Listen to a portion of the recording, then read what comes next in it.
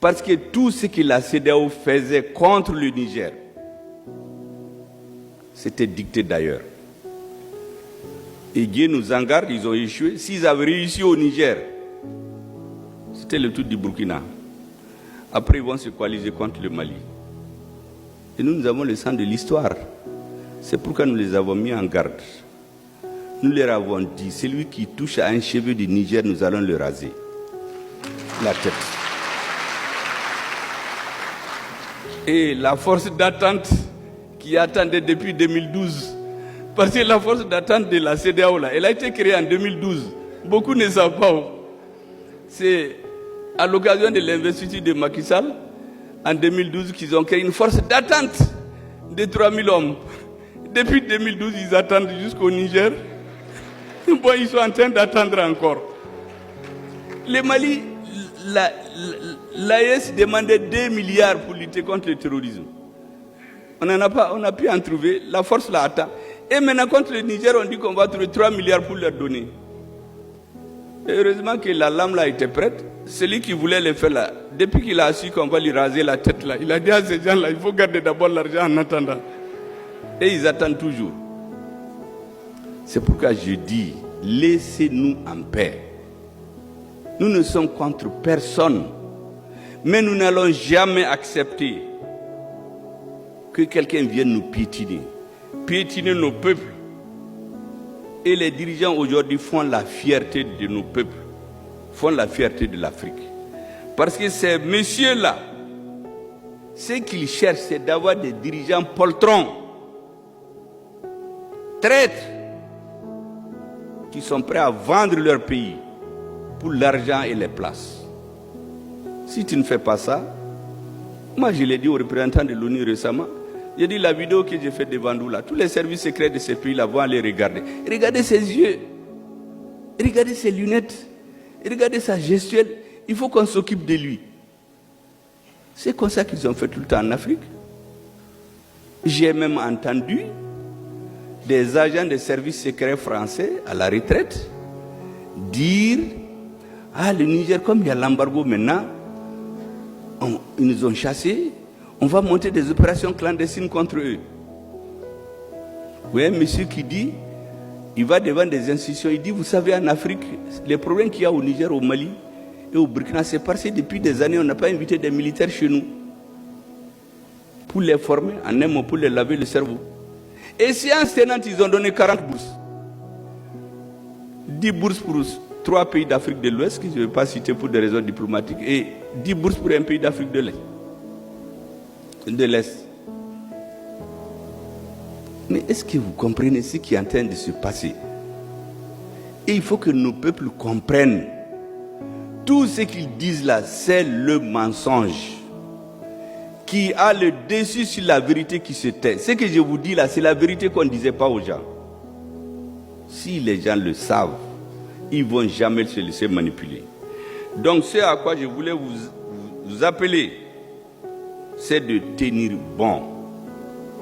C'est que les membres des gouvernements, au-delà de tous les calculs, vous savez en Afrique, on sort dans les réseaux, on sort dans les médias, tel dirigeant et tel dirigeant sont en bagarre, on crée les problèmes.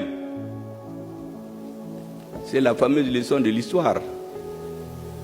Vous savez, quand ils sont allés au Niger et essayer d'intimider les dirigeants nigériens, quand le premier ministre du Niger les a mis à leur place, ils ont demandé à voir le président. On leur a dit que le président n'a pas le temps. Il s'occupe d'autres questions stratégiques de la vie de son peuple. Ils ont dit, mais ça c'est quoi ça? Mais un petit pays des Noirs comme ça, il ne veut pas nous recevoir? Oui, on va mettre nos réseaux dormants dans l'armée. On va faire un débat devant le Sénat. Moi, j'ai tous ces enregistrements. Je les traduis, je les garde pour l'histoire. C'est pourquoi quand on va écrire après, les gens vont dire, mais aïe Nimbomi. Parce que l'histoire, là, c'est le présent de tous les jours, là. C'est ce qui sera de l'histoire dans 10 ans. Mais, j'ai dit, les réseaux dormants, là, ils n'ont qu'à les sortir au Niger. Les Nigériens les attendent des pieds fermes. Donc, mesdames, messieurs, de la communication dans l'AES, vous avez lu des bons discours, on a applaudi, Quand on annonce nos présidents, Assimi Goïta, tout le monde applaudit. Je ne sais même pas pourquoi quand on dit Abdraman Chani et Ibrahim Traoré, on dirait que certains ne comprennent pas, on n'applaudit pas autant. On a fait tout ça, mais on a vécu ça en Afrique. Ce que nous voulons maintenant, en plus de vos discours là, mettez vos techniciens ensemble pour contrer cette guerre communicationnelle. Parce que le message du président Assimi, ce n'est pas fortuit. Nous avons des preuves de beaucoup de choses contre le Mali aujourd'hui. Donc chaque Malien doit se considérer comme un soldat au front. Chaque citoyen de l'AES doit se considérer comme un soldat au front. Si vous êtes militaire, vous battez. Vous êtes un pharmacien, vous battez. Même si vous êtes un bagarreur, là, allez-y dans nos services secrets, contrez leurs bagarreurs. Chacun n'a qu'à faire son travail. Notre président dit Beki Jo Ijo Yorala. Si nous faisons ça là, ils vont échouer. Et dès qu'ils vont échouer, ils vont venir négocier. Mais on s'élève. Réunion Russie-Afrique, réunion France-Afrique, Chine-Afrique, Corée-Afrique, Italie-Afrique, Amérique-Afrique. Mais j'ai dit, mais ça c'est quoi ça? Cette belle femme-là, tout le monde veut être son fiancé et personne ne veut la marier. Mais ça c'est quoi ça? Parce que tous ces pays-là, ils visent leurs intérêts. On sort de l'argent des trésors, il n'y a pas d'hélicoptère, il n'y a pas d'avion, les soldats mouraient, l'armée ne peut pas se battre. Les Russes nous ont dit que vous venez, on vous donne les hélicoptères nécessaires et vous les payez cash. C'est du donnant-donnant. C'est pourquoi nous ne voulons plus de cette histoire d'aide au développement là. Nous voulons faire les affaires. Tu nous donnes, on te donne. Chacun devant ses intérêts. Si on ne fait pas ça là, la main qui est en haut qui nous donne là, on va être son esclave demain. Mais c'est ce qu'on a fait avec les Russes. On a fait la même chose avec les Turcs.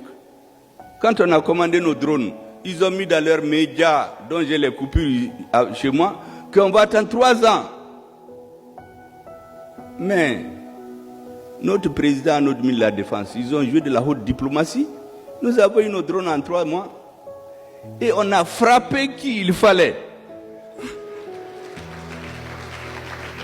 Et c'est pourquoi là où on est aujourd'hui, nos chefs ont besoin des peuples déterminés qui comprennent les vrais enjeux, que personne ne nous manipule encore. Nous sommes fatigués qu'on nous laisse en paix, qu'on nous laisse nous développer. Tous les peuples sont des amis.